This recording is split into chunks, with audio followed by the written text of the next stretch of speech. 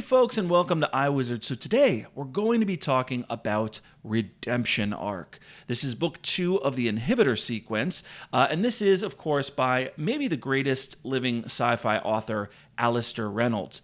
Does this book live up to the first book in the series, which was fantastic? Stay tuned to find out.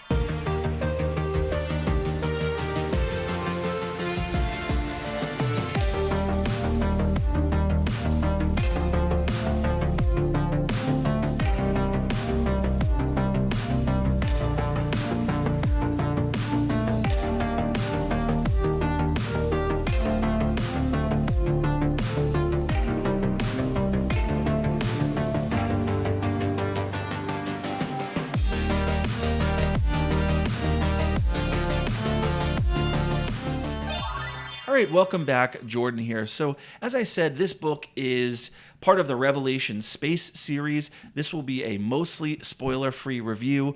For those of you who are new to Alastair Reynolds and you haven't dived into these yet, I'd recommend definitely starting with book 1 of the series, which is Revelation Space. I did a review of that recently. And then, of course, Redemption Ark comes next. This is book 2. Then I would do Absolution Gap. So start there. That's the original trilogy. And then at that point, that's as much as I've read, so I really wouldn't be able to tell you where to go next. I've been told to then go on to Inhibitor Phase because that book will complete what Reynolds calls the Inhibitor sequence. Then I would do, I guess, Chasm City, which is a standalone book, but it takes place near the time of the first books. And then for the rest, again, I wouldn't be able to tell you for sure, but what I think I'm going to do is probably read Diamond Dog's Turquoise Days, which is 2 novellas in one book. Galactic North, this is a collection of short stories, and then I'll probably do the short story Monkey Suit. Then I think I'm going to read The Prefect, this is book 1 of the Prefect Dreyfus Emergencies. These are like neo-noir police procedurals set in the Revelation Space universe, followed by Elysium Fire, and then Machine Vendetta, which actually just came out this year. So that's a new one. So anyways, let's talk about Redemption Ark, and we'll start with a brief synopsis. It's the 26th century, and the Conjoiners and the Demarcus are locked in a death struggle as their long war continues. But everything changes when the Conjoiners learn of a threat to all humanity. The Inhibitors, a swarm of deadly, self-replicating machines, are approaching from the dark reaches of space, intent on wiping out all of humanity. The Inhibitors are a race whose genocidal wrath is triggered when they detect that an intelligent species has adopted advanced starfaring technology on a broad scale. We learned in Revelation Space, in fact, that it was indeed the Inhibitors who wiped out the Amarantin race.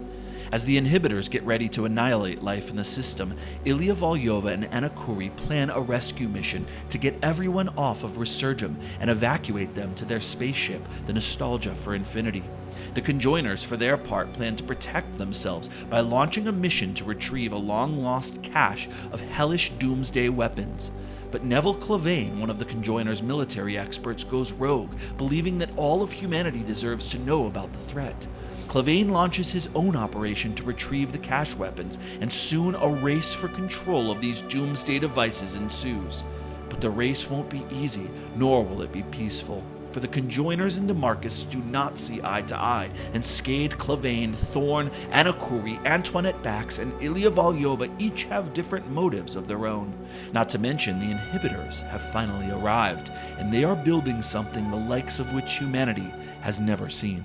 All right, so just a brief synopsis there, folks. And so let's now get into what I liked. So there's a lot to love in this book, and I want to start with the Conjoiners. I really enjoyed getting more of a glimpse of Conjoiner society. I'm not usually, I guess, a big fan of like commie hive mind societies in science fiction necessarily, but the Conjoiners feel very different to me, and I actually really like them for reasons that are hard to describe, even though they are certainly dastardly and Machiavellian at times.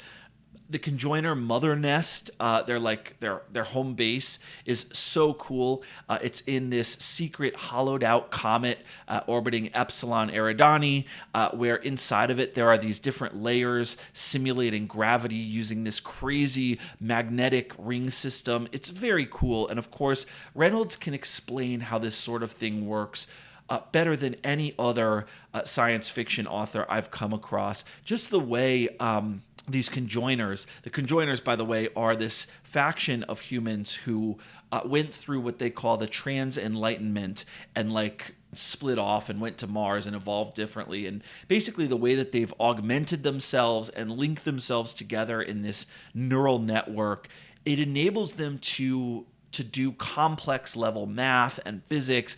And we do get like a mini history on how the conjoiners were able to enhance the human mind.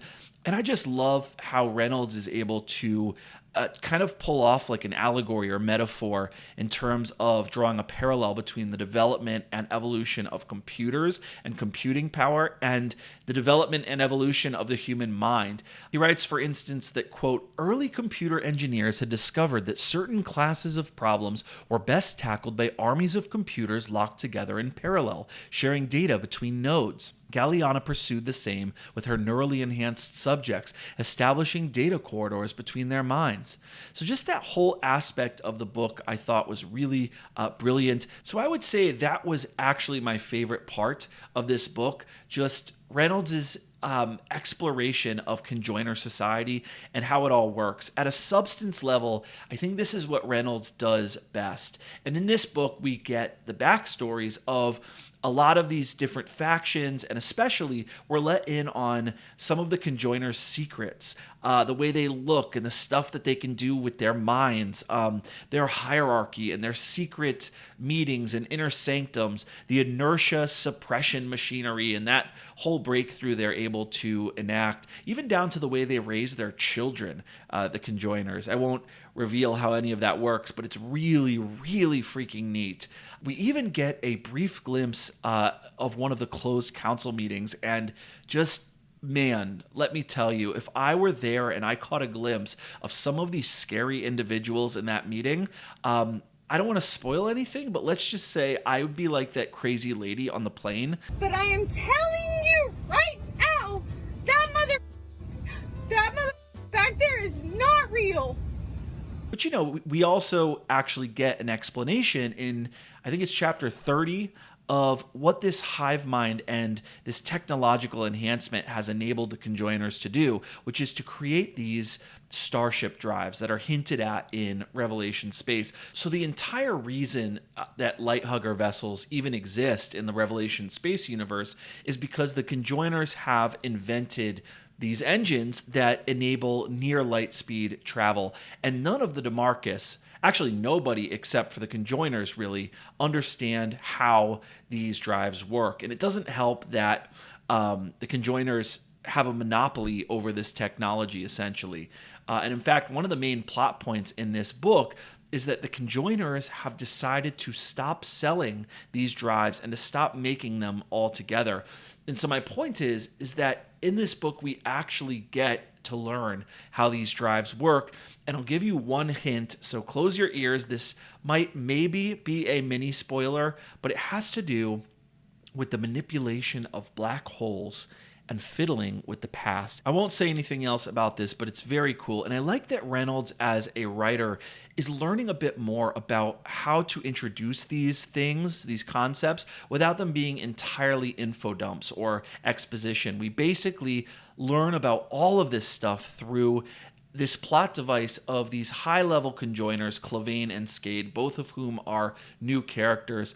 Clavane is like this guy who is finally being let into this secret council. And so we're kind of learning the conjoiner secrets through Clavane alongside of him.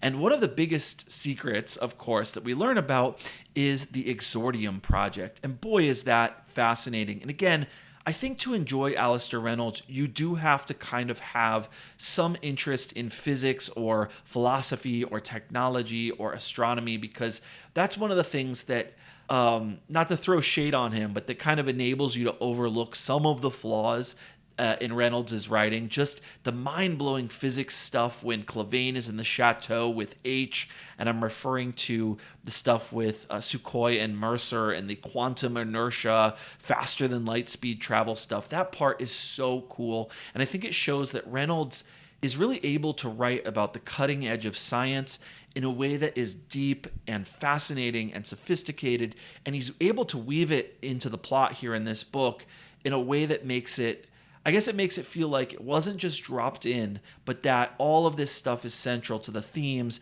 and to ultimately where the plot ends up going.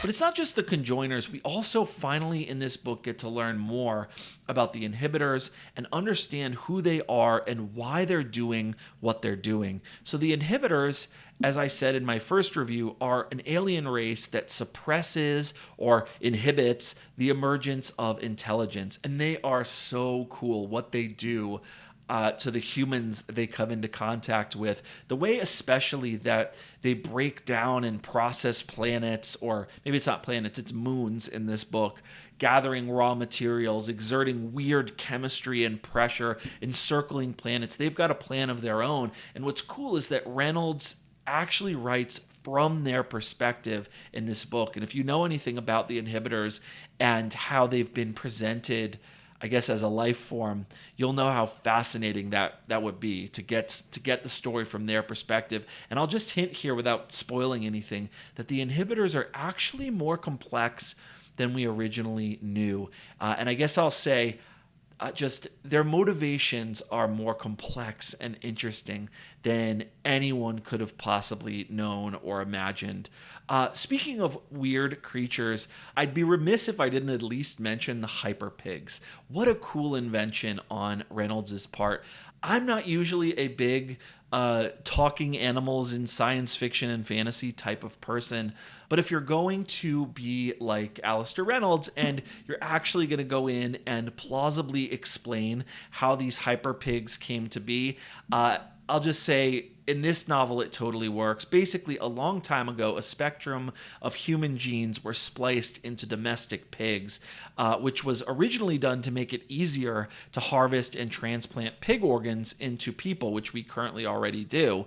But apparently things got out of control, as science often does, and you had rogue scientists experimenting with them, and eventually, over time, you get these pig-human hybrid creatures who have the capacity to think abstractly and to speak. They have vocal cords, and they have this deep structure grammar that Chomsky talks about, but and so they can speak and think. Anyways, in true Reynolds fashion, it's all explained, and then there are many other intellectual explorations as well in this book. There's some really thoughtful discussion on free will and intelligence and machine consciousness, if you're into that kind of thing. Shout out to my buddy Parker over at Park Notes. This is kind of more his territory than mine. But again, another thing I enjoy about writers like Alastair Reynolds and guys like Peter F. Hamilton is that you get a glimpse of these really neat sci-fi marvels, and then only later do you get to learn the backstory of how all of this stuff came to be. I really appreciated the side plot here with Antoinette Bax and Xavier and Lyle Merrick. We get to learn more about the Rust Belt area around Yellowstone and Carousel, New Copenhagen. There's a great scene, and I promise I'm not spoiling anything because it's in the very, very beginning, with Antoinette burying her dead father, Jim, dumping him into the gas giant Tangerine Dream while she's being chased by like enemy ships. And man, just the knowledge that you would have to write about gas giants with this level of detail and the physics of trying to fly through one of these things. Let's just say that only Alastair Reynolds could write a scene like that. And then, of course, you have the whole situation where Lyle has to hide from the Ferrisville convention because he's done something terrible, and the Eraserheads are after him. And so I won't explain how Jim helps Lyle hide from the law, but I'll just say it is that aspect of the book is one of the most creative things I've ever read in sci-fi. And so that's the magic of a Reynolds novel. This is someone who makes everything feel so real and airtight. I mean, he's the kind of author who will explain the physics of a spaceship chase in the middle of it happening. It's so compelling that you're just very easily able to suspend your disbelief in a book like this. Even though so many crazy, mind-blowing things are constantly happening, you feel like all of it is possible. And lastly, I'll just say that so the character motivations were something that I did have an issue with in the first book in Revelation Space, despite its brilliance, despite its greatness. And while I still don't think actually that this second book lives up to the first book, this novel definitely fixed a lot of that character motivation stuff for me. Clavane, Felka, Remontoire, the returning characters from the first book, they all felt more like real people here with understandable motivations, making decisions on the limited information that they have in a way that makes sense. There's a little bit more internalized focalization in this book, telling the story really from the characters' perspectives instead of just from some omniscient, overhead, dispassionate, godlike narrator. There was even some romance and some human affection in this book that I really liked. I thought the Hyperpig Scorpio was really a fascinating, well-developed, nuanced character. And so I'm going to say overall that while I gave the first book, Revelation Space, I think I gave it a 9.5 out of 10. I am going to give this book, Redemption Ark, an 8.5 out of 10. This is a fantastic volume. So many cool ideas. Well worth your time in reading it. But there were a few things that dragged it down a little bit, in my estimation, to where it doesn't fully live up to the greatness of book one. That is where I guess we'll get into a little bit of what I didn't like. Okay, so while the characters are better developed in this book than in Revelation Space, the characters are still not very well developed. Not three-dimensional enough, that is. There's a sort of coldness, a lifelessness to many of the characters, or let's say an impenetrability that I don't really like. I like when the story is told from within the characters, from within the inside of the characters' heads. It still feels in this book like Reynolds is moving these characters around like chess pieces. And I personally want to see characters who have more of an inner life, who are on their own journeys to discover meaning and purpose and fulfillment. And I don't always feel that here. And, just at the level of writing in this one, the way that the story was told, there were just too many meetings. There was too much talking. There was too much conferencing, too much scheming, too much navel-gazing, too much premeditating before doing, and then processing what was done after the fact, and not enough actual real-time just having the characters do the thing. And I'll add that the book does get also a bit repetitive. Something will happen in one chapter, then the main characters will talk about it happening in the next chapter, and then another group will learn for the first time that the thing happened, and then they'll discuss it, and then 4 chapters later, that same story is told again to someone else who's just learning about that thing for the first time. It's just, all of it is a bit much, and there were parts of the book that I thought, could use some editing.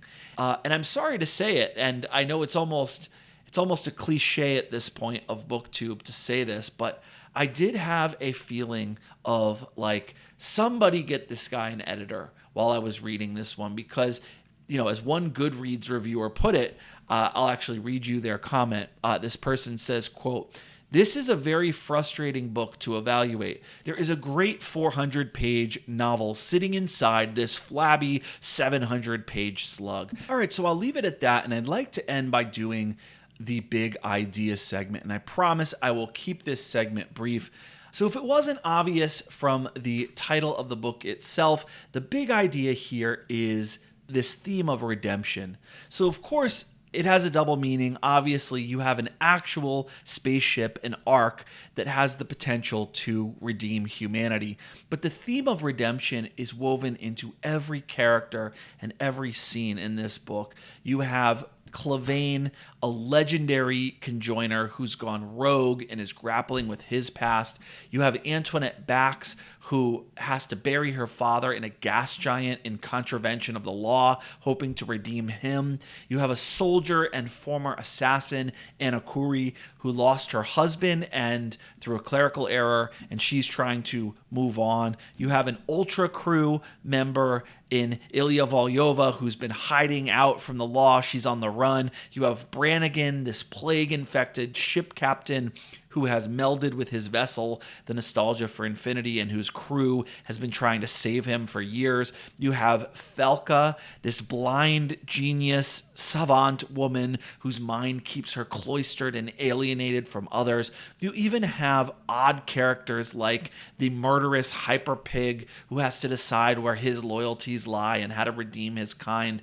And lastly, you have a disguised digital copy of a long-dead smuggler who has to come to terms with his own past crimes and his own damnation and outcasting from society. All of these characters are searching for redemption and a way to move on with their lives. For example, Clavane is talking to the character H, and H says, quote, "I've been here on Yellowstone for a century, Mr. Clavane. In that time, I've cultivated certain interests, obsessions, you might say." "Such as?" Clavane asks. And H says, "Redemption is one of them. I have what you might charitably refer to as a checkered past. I've done some very bad things in my time. But then again, who hasn't?"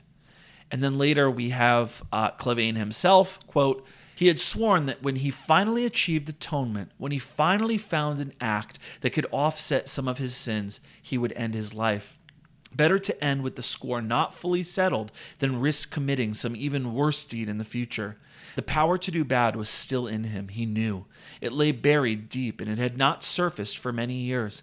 But it was still there, tight and coiled and waiting, like a hamadryad. He looked down, imagining how it would feel. In a moment, it would be over, save for the slow, elegant playing out of gravity and mass. He would have become no more than an exercise in ballistics, no more capacity for pain, no more hunger for redemption." And that's how so many of the characters in this novel feel. But in the end, none of us are perfect. We know that. We all fall short. We all make mistakes. And we get a sense that this is just an intractable part of, an ingrained facet of the human condition. Actually, at one point, and I believe it's actually Anna Kuri who says this, though you guys can correct me if I'm wrong in the comments. She says, quote, "It's the people who don't worry, those who never have any doubts that what they're doing is good and right, they're the ones that cause the problems." So the idea here is that we are all screwed up and we all ultimately need redemption. But these self-righteous people, these are the ones, she seems to be saying, that we need to worry about. So this is a story about the search for and the possibility of redemption.